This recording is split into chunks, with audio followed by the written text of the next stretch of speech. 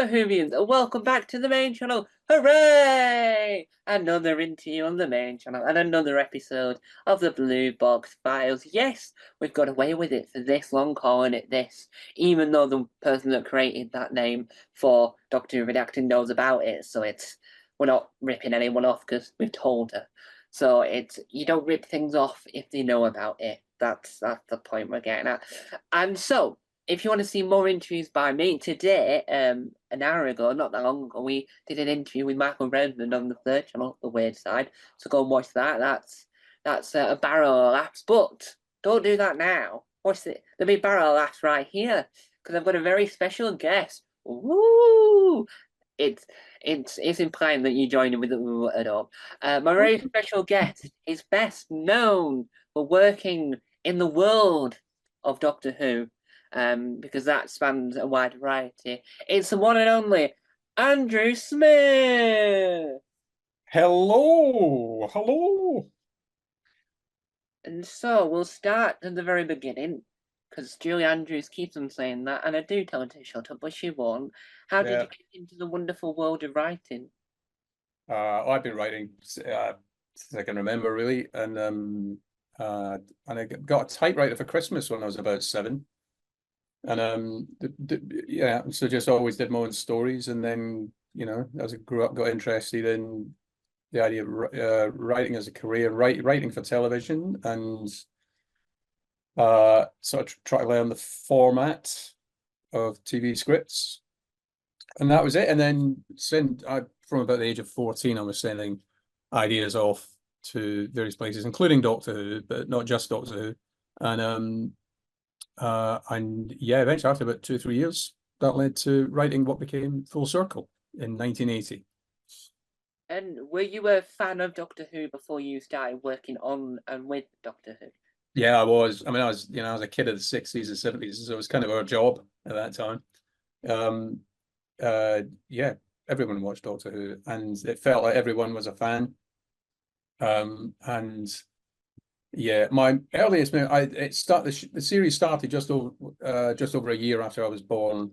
I don't actually remember watching William Hartnell. My earliest memories are watching Patrick Troughton, who remains among a panoply of excellent actors. He remains my favorite Doctor, being my first one. I have very fond memories of Quarks, Yeti, Cybermen, and Jamie. Being a wee Scottish boy as well, I particularly related to Jamie. But I particularly remember, Jamie and Zoe as companions. Yeah. And Sorry if you hear the dogs fighting, but anyway. right. And what was it like writing the fourth Doctor story Full Circle? That's a big question. Unbelievable, really, to begin with, that I was doing it. And actually scripting something that was, going to be taken to the studio and made and whatever. But it wasn't like I'd won a prize or anything. I took it very seriously, did it as professionally as I could. And yeah, I'm trying to think the pithiest answer, because I could go on and on about what it was like. But it was quite something. I went on location, all 3 days of location filming, which was good because it wasn't just about seeing it happen in front of me, but I also had a real appetite to learn the mechanics of making television, which helps you in writing it. It's the same with audio. If you know how it's actually done, the mechanics of it, then you know what you can best achieve on the page. And it was really interesting for me at that formative time to actually go on location. And then I went to all the studio filming as well. I was at the read through as well. And it just was a really good school in television making, which informed me as a writer. And being in those spaces, did that give you more ideas for more Doctor Who stories because you knew what you were getting at and what you were looking at budget wise? Kind of. I mean, those are considerations that are very important when you're writing. I think sometimes what lets people down. You don't want your imagination too constrained, but it helps just in the practical program making side of things. And this applies to Big Finish as well. If you know what can be achieved, and particularly budget wise, what you can do, what you're constrained by, because there are budget constraints even in audio, typically with the number of cast you've got. And in some productions in audio, we're very limited in the numbers of guest casts we can have.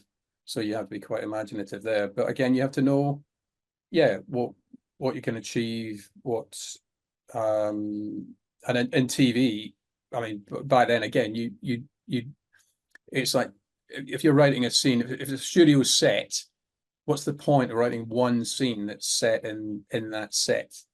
That's just not viable, really. It's not. It doesn't make financial sense to do that. So locate it somewhere else if you can, or don't have the scene in the first place, or find some other way around it. But don't, unless it's absolutely essential, you wouldn't want one scene in one set, and you'd know to be limited to a certain number of sets, say in a Doctor episode, maybe five or six, Yeah. typically in an episode.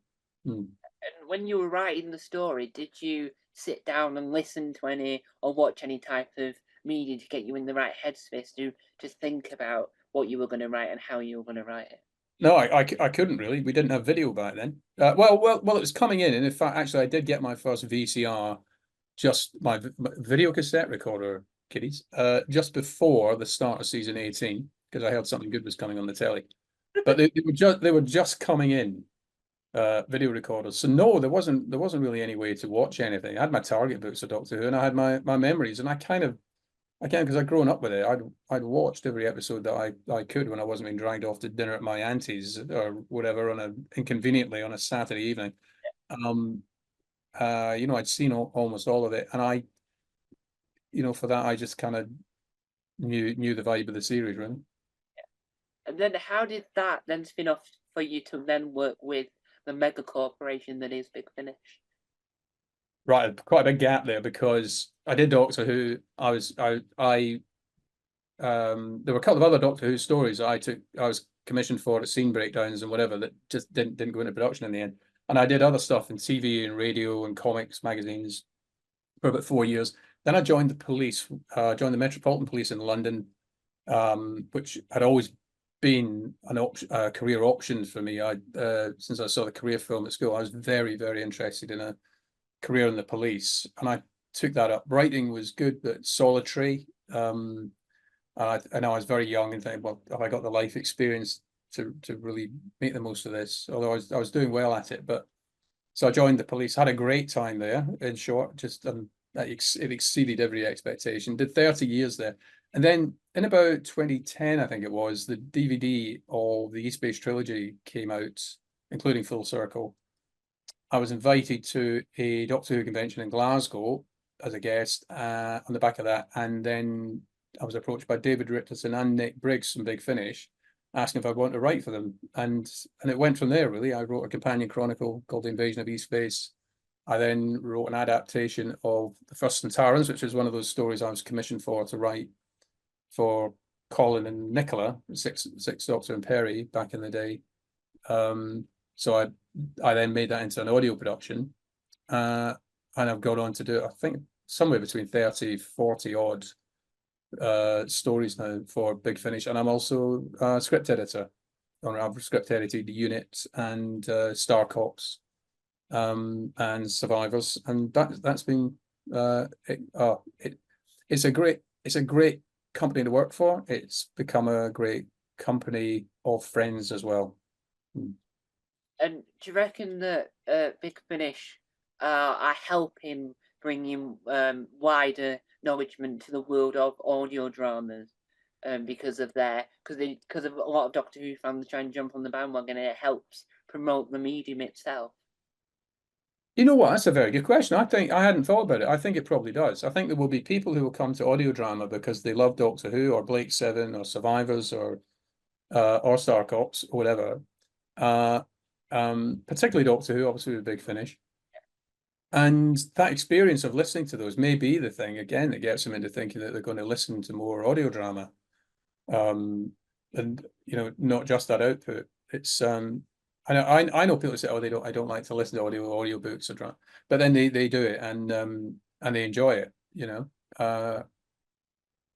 And I think that audio dramas open a new world. So without audio drama, we wouldn't have ever thought that Alex, I can't think of his last name, but we'll roll with it. Alex, what's his McEwen or something?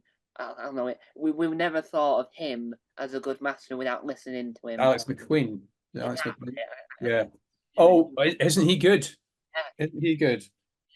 Straight here. Oh, not Yeah. mine. Odd. But yeah, you're absolutely right. And actually, the other thing to acknowledge is, of course, some of our doctors don't look, they're much older. I was going to don't look the same, but they are much older than they were when they were performing the role. But the voice can age, but typically doesn't age, as much as the flesh. Uh, so that helps as well. We've got Matthew Waterhouse, who I introduced in Full Circle. He's working for Big Finish now and still playing Adric. But his hair isn't quite as dark as it was. He couldn't quite pull it off there. But in audio, yeah, he can do it. And occasionally you can even get a writer to step in and perform like 2 or 3 lines or scream and die or whatever. Yeah, Mm. and it also helps to enhance like certain characters that you wish you see more in TV. Like for instance, the Eighth Doctor has had like millions of adventures, and you wouldn't have got to see that on TV. But with audio, you've got to enjoy it, and then you've got, because people have gone crazy over the top with it, got to see the props that in the audio realised into full workable props. Yeah. Like the Eighth Doctor's Dark Eye Sonic Screwdriver, for example. Yeah.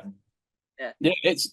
That is, I mean, that is one of the great things that I think, again, the Eighth Doctor being expanded into audio.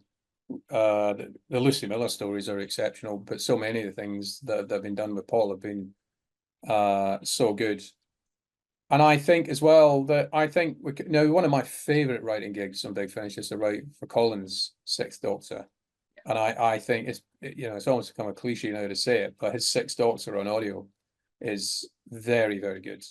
Some really class adventures out there, and his TV episodes, some are not so well regarded for various reasons. There was a lot going on with the series at the time, production wise, and I think Big Finish has served the Sixth Doctor very, very well. And Colin, is an incredibly professional actor. He's always extremely well prepared when it comes to the studio. I love writing for him, and particularly him and Nicola. That's always a particular treat.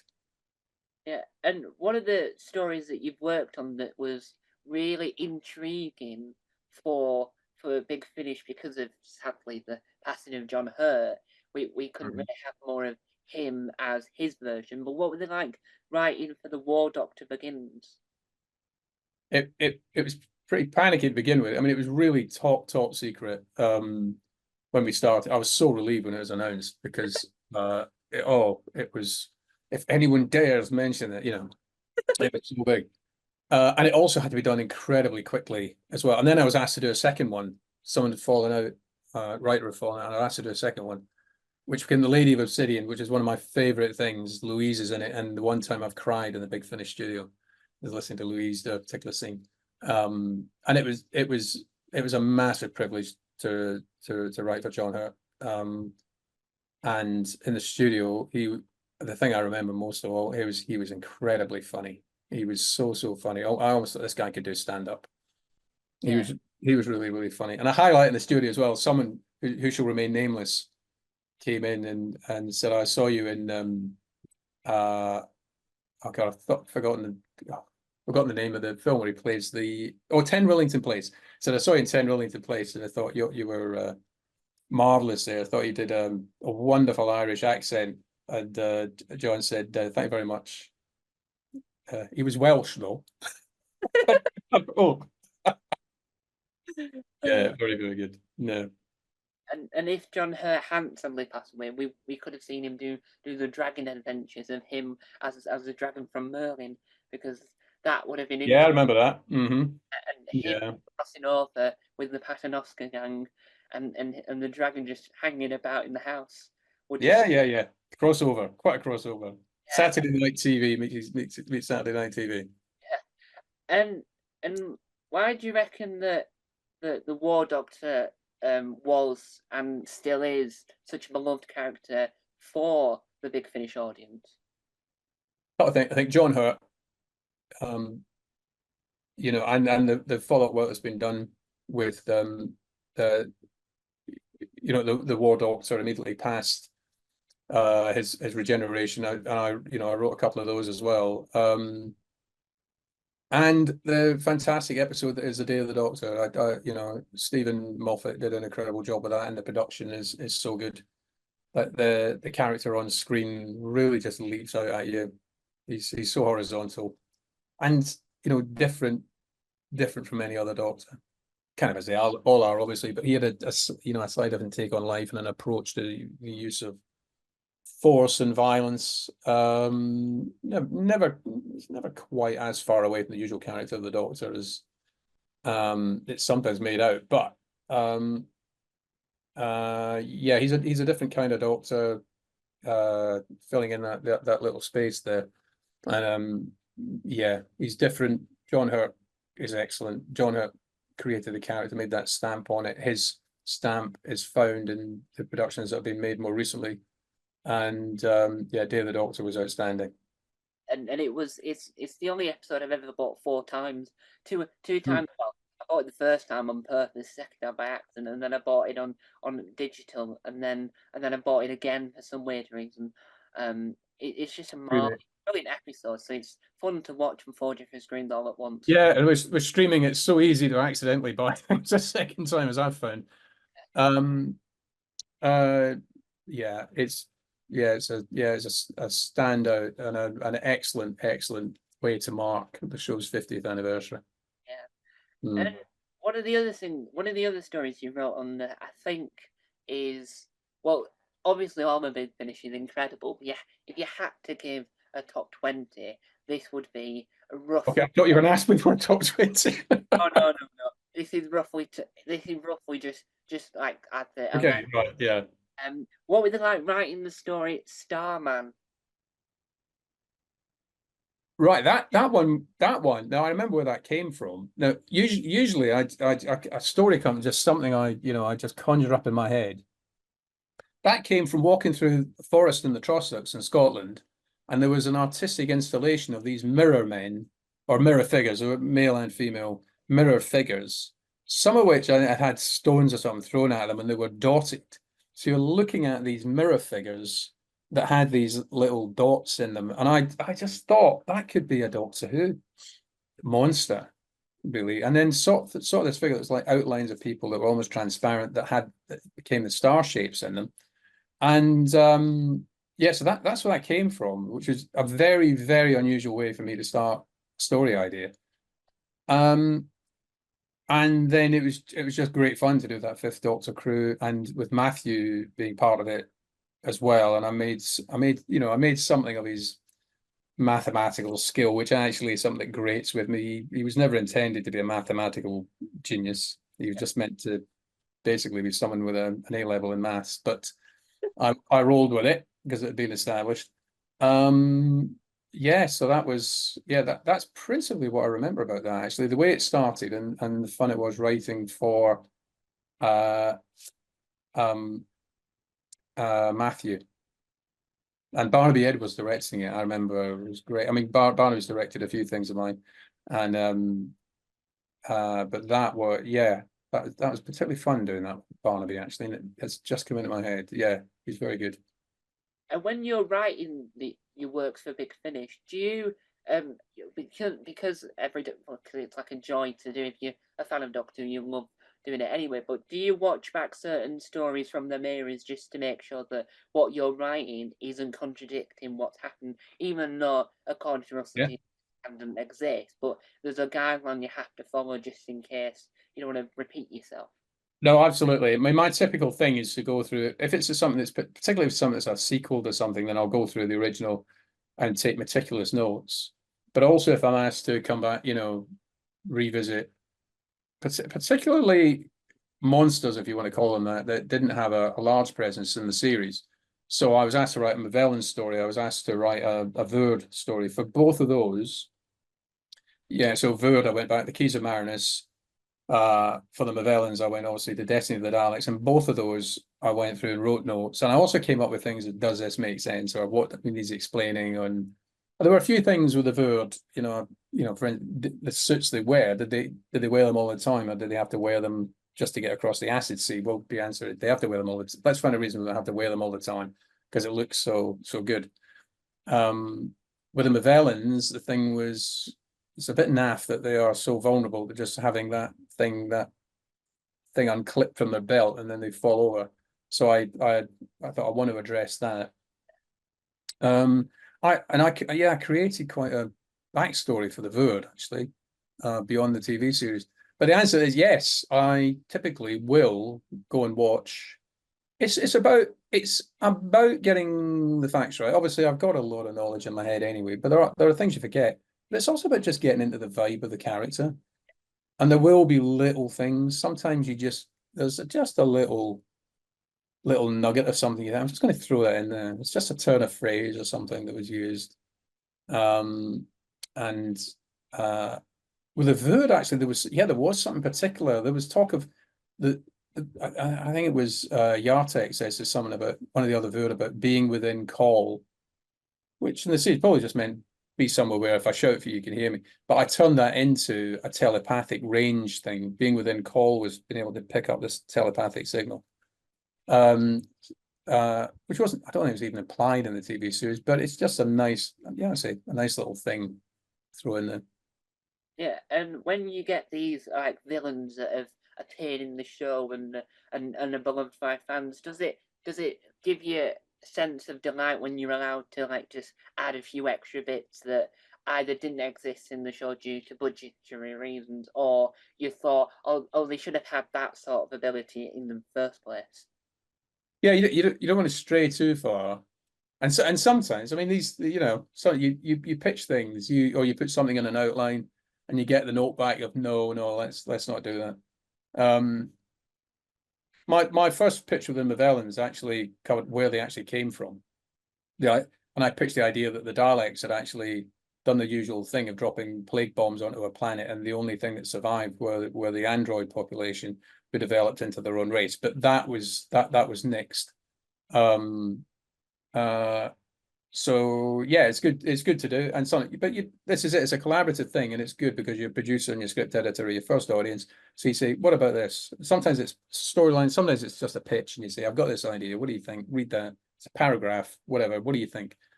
And sometimes, most times, it's yeah, do it. And other times it's no, or yeah, what do you think? Tweak it a little bit, tweak it a little bit. And I do that as well as a script editor. I do that as well. Yeah, so it's a mix. Yeah, and because you've done a wide variety of things over your career and still do, I'm not implying your career's over. Do Getting you very old, Darren. do you watch and listen to yourself back, or do you do what some people do and run for the hills so that you until it's finished and so you never have to put up with it? Sorry, do I watch myself Do you back?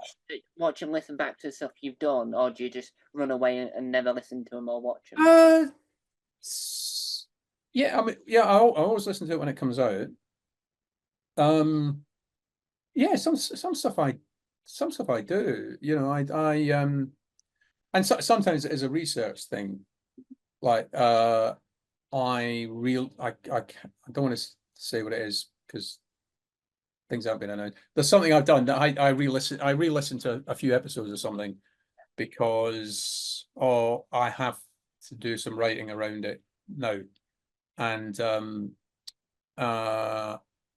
yeah, so that was more of, yeah, I need to refresh my memory on that because it doesn't always stick, especially if it's a few years ago. And actually that was quite good. I thought, yeah, that was actually quite good to listen to. Which is a nice little fillip when you've got a little crisis of confidence or something. You listen to something you've done and you think, oh, actually, yeah, that's all right. That's pretty good. Well done. Yeah, so I don't avoid it in terms of, oh God, because I want to fix it. I mean, every time you listen to something, you think, oh, I could have tweaked that. I could have done that a little different. I could have, yeah, but it's because nothing's ever really finished. But there's not too much of that, to be honest with you. Yeah, I hope that answers the question. And do you reckon that since the very beginning of your career, do you reckon that your work has improved, or do you reckon that it's like stayed on a level playing field? I hope it's improved. I think it's developed. I think it's some stuff I did early on with Big Finish. I'm very proud. Domain of the Void and the First Centarans in particular, very proud of. Later stuff. I mean, there's a lot of Star Cops I'm very, very proud of. Having been in at the start of that and having really helped to shape it, and being the script editor through it all the way through it. I'm extremely proud of that. The Barbarians and the Samurai, which I did about 4 or 5 years ago. Yeah, there are certain things that. Oh, my 2 episodes for Series 5 of Survivors about 7, 8 years ago. Again, there are certain things that stand out. You know, you just particularly enjoy them. And I don't know. I think probably, yeah, it doesn't get quicker. If anything, it seems to take a bit longer. I think maybe you go through more options because you know your options, which is very odd. You'd think it might get quicker as you go on, and you've done more of it, but it doesn't really. But sometimes you do know, you do find solutions to problems a bit quicker. I'd say that because writing a script, outlining and writing a script is about often finding solutions to problems to get from point A to B, to link things up and do it in a way that's not, I mean, good enough isn't good enough. You know, it's got to be better than good enough. And so that's always about, you know, digging around, thinking, what do I do and how do I get there? And, you know, I put that in the outline, but how do I actually get that across in the script? You know, all that kind of thing. And because over your career, you've built up credibility in the world of Doctor Who, do you reckon that when you went to go work on Star Cops and Survivors, do you reckon that sort of helped having that back catalogue because it meant that people who were a fan of your work will happily move to these other franchises, and it broadened the audience because you've done some incredible work previously? Well, I certainly wouldn't ever myself coach it as I've done incredible work, but you know, I've been pleased with what I've done. I've never thought of that. I mean, I hope people will see Andrew Smith on a production credit, on a writing credit, and think maybe this could be okay, you know. I don't know if people would come across, but I think maybe myself and others who got that Doctor Who pedigree, people will know us from Doctor Who. They'll know stories we've written that hopefully they've enjoyed, maybe enjoyed very much, and think, well, if they're writing it, I want to listen to it. And Star Cops, I love it. I think it's outstanding from the idea, the series idea that Chris Boucher came up with, you know, a great Doctor Who writer, sadly no longer with us. And I would hope that's a pull for the series as well. And that it's a compelling idea. It's about actual policing 40 years or so from now, how it might actually be. It's less sci-fi than the name Star Cops might imply. And people who come to it, and people who come to it knowing nothing about it from the TV series, react very strongly to it and say how much they like it. It's very real. And of course, what I bring to it is I was a police officer for 30 years. I finished as a chief inspector, so I bring that perspective to it as well, because it is about real policing, as we think it would be.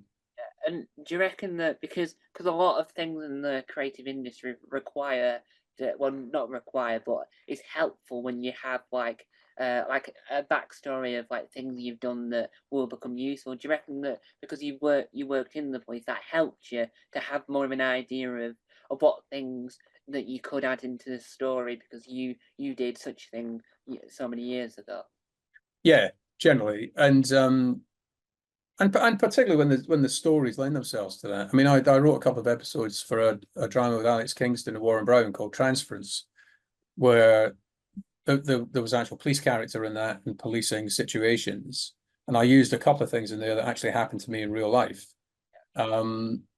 But that particularly lent itself to it. Also, there's a story called The Sinestron Kill, a Fourth Doctor story, where Frank Skinner played Detective Chief Inspector, and he was based at Scotland Yard, and he used a radio call sign that was one of my radio call signs, and various things in there. And I could actually describe Scotland Yard as it used to be and what was on certain floors because I knew that the yard was about to move to another location in London. that's very specific, but there are other things that are more subtle perhaps. And I've been used to like running operations, and I covered like tactics and strategy and things like that. So there are stories that talk about issues like that and running teams and squads and things that are roughly, metaphorical perhaps, related to what I've done, but they're not really in your face. But my experience, my life experience, my career experience probably informs what I write. Yeah. Your work on Doctor Who is generally high regarded as in the top 3 best Big Finish writers. As in, I know there's millions, but the top 3 is always the best 3. Wow. Because the third Doctor is the second best Doctor of all time. What was it like working on the story? And I'm going to mispronounce it. So it's going to be awful. This was the Storm of the Horfax. The Storm of the Horofax. That's it. See, I knew it was The most painful outline to write, but I loved the outcome of it. It was painful because I couldn't have, for some reason, I can't remember why, I couldn't have unit. I couldn't have the usual unit people, and I played around with various things to do with time, and the Doctor was going to rescue a prisoner who was in unit custody, and he was going to help the prisoner escape. I can't remember exactly why that was, and it was all connected into this Horofax thing. But eventually, it came up with this thing to be set at the beginning on a Royal Navy ship, and they'd find this capsule under the water, and there were some issues about that. There was something coming up in the actual TV series that meant I had to change certain things around that. Can't remember what it was now.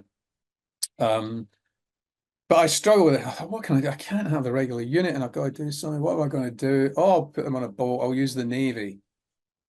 And I was speaking to Simon Guerrier shortly after recording, and I was saying, I went through all this pain, and I didn't know what to do, and I couldn't, regular unit. And eventually decided, saying, yeah, got them on a boat. And he said, "Oh, you mean like the Sea Devils?"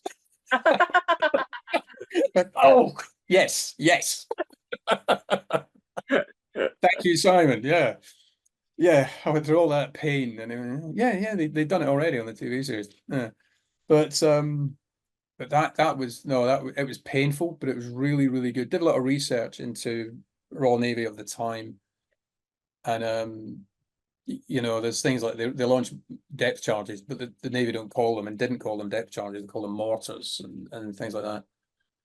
And it was it was really good fun. Of course, Katie, I've done a few things with Katie now, and she was incredibly good value on that. And when you get commissioned to write these stories, do you get a A4 document of all the things you're not allowed to do at that present time due to what the BBC won't allow you to use due to rights issues, or what they're about to do in the TV series? No. What usually happens is there isn't such a document. What there is basically you're asked to come up with an idea. So when it might be you'd be asked just to can you do, like, for Hour of the Cybermen was, I get one of my personal favorites. That was simply, can you give us a Cyberman story set on Earth with the Sixth Doctor? Another one might be a little more detailed than that about can it I'm trying to think of an example, but or something like the Mavellan, Mavellans, the Verd ones, the Verd pitch said, can you have it look like the TARDIS is leaving and abandoning the Doctor at the end of part 2, which is quite specific. Yeah, so things like that. So you come up with pitches, and then you pitch, and then you'll do your outline, and the outline goes up for approval. And at that point, you might hear back, no, this is too close to something we're doing in the TV series. I've never had, I know that it has happened. It hasn't happened with me that there's been an outline not knocked away completely because it's too close. It might be, maybe you do something, say something set in a submarine, and they're doing that in the TV series, as they did with Matt Smith, Cold War. Or you use a historical character like Rasputin, and they're doing a Rasputin story, something like that. Rasputin, Power of the Doctor. But so that sort of thing. But there isn't a document that says this is what you must not include. There's someone whose job there's someone in Cardiff whose job it is to look at these and know what the TV series is doing, and as I understand, there are also people in the know at Big Finish Towers. But no, it'd be a bit of a giveaway, I think, if we were actually given something that said these are the things not to do. And do you reckon that helped having this connection with the main show itself to say to fans, we are a different company to the BBC, but we do take care in what's going on in the wider process. We don't just write the TV show off altogether.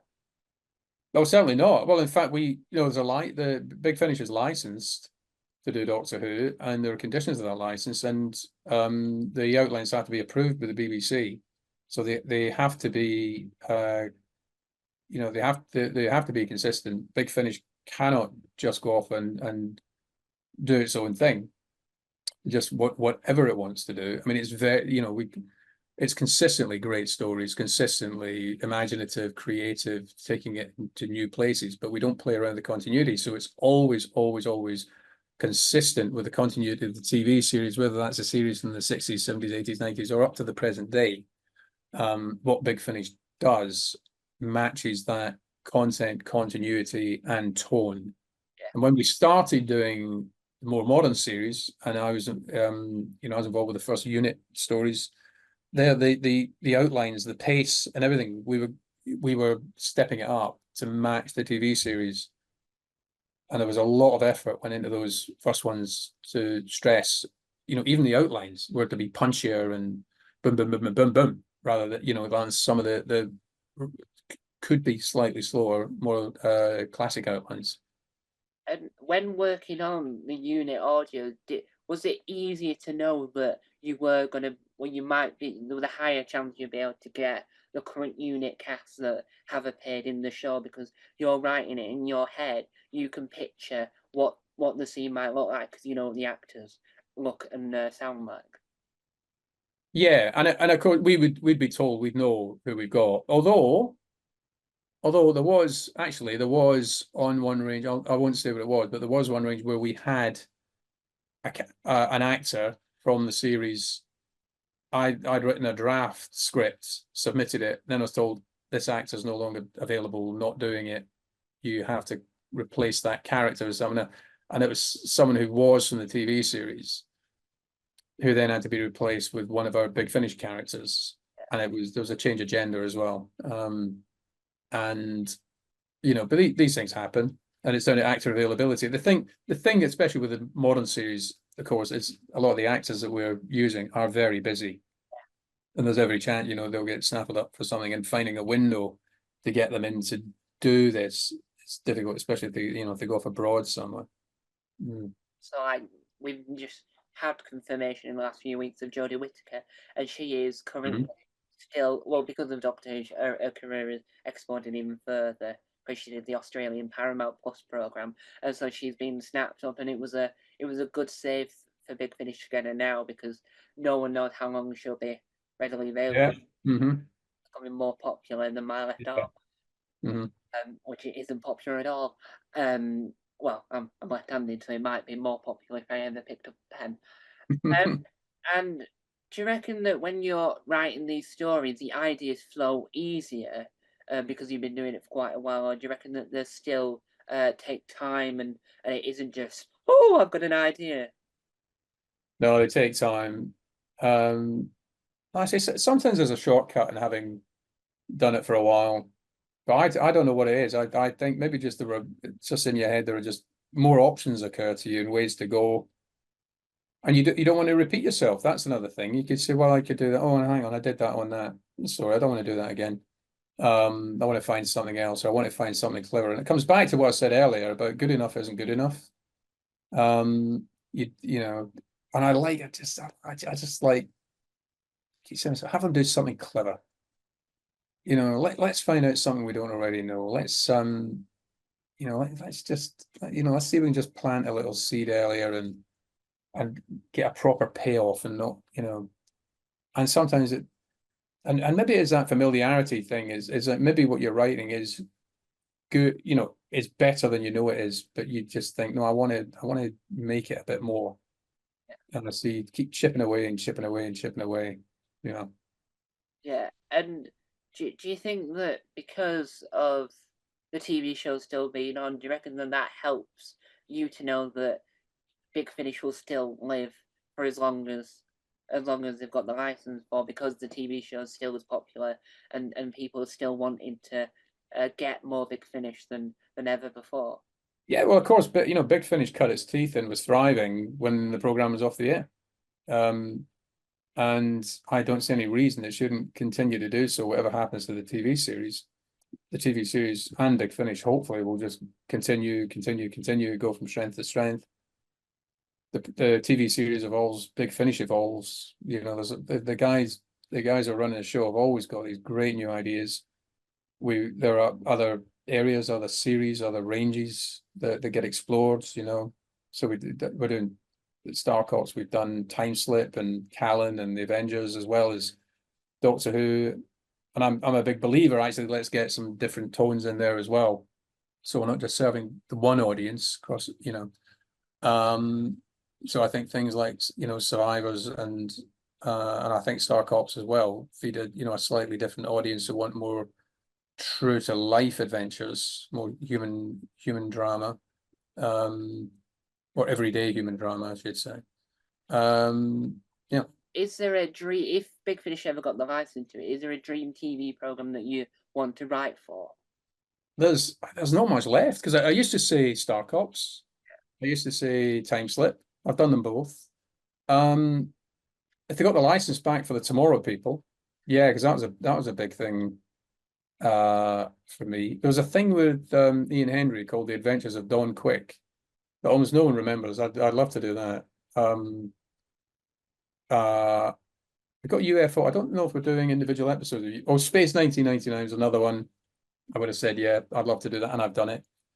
So we're kind of running out. But yeah, Jerry Anderson stuff. I can't think. Yeah, I think I'm almost out of the actual dream stuff. But there'd always be something. Yeah. Oh, not a sci-fi series, but my God, if we got the Sandbaggers, that I would love to write. Yeah, yeah. That's very much up my strata and related to what I did in the police as well. I didn't assassinate people, but I work and I didn't work with assassins, but I did work with government agencies, and yeah, so yeah, the Sandbaggers would be great. And I know there's a lot of Sandbagger fans out there. And hopefully they'll get the rights to My Parents Were Aliens, because all the cast All right. been like a 10-year, 20, it's like 25 years old, doing a 25-year version of it where they're all adults. And Oh, yeah. the aliens, I don't think, well, he hasn't aged, but Toby Gardner hasn't aged a day. He still looks like he did 25 years ago. Yeah, it's after my time, mate. Well, My Friends for Aliens was about two aliens that adopted normal humans and had to act like humans. And they just did classic scrapes, like being addicted to chocolate, or being addicted to winning things, or being addicted to Kylie Minogue. Just your average CITV. Yeah, exactly. Yeah. Tommy Gardner's probably got a restraining order against Kylie Minogue, but All right. Okay. who knows? Who knows? Her face was everywhere. And so there we have it. Another wonderful interview. Thank you for letting me interview you. That's quite all right. It's been a pleasure to speak to you, Tom. And thank you for watching. There'll be more from me, because you can't escape me. I've got 21 YouTube channels. I'll never be out your face or your ears, depending on what on earth you do with your life. I'll be there. I'll be like that nagging feeling in the corner. Not to annoy you, it's just your own fault for pressing play. So don't blame me, blame yourself. Time on to Matt. Bye!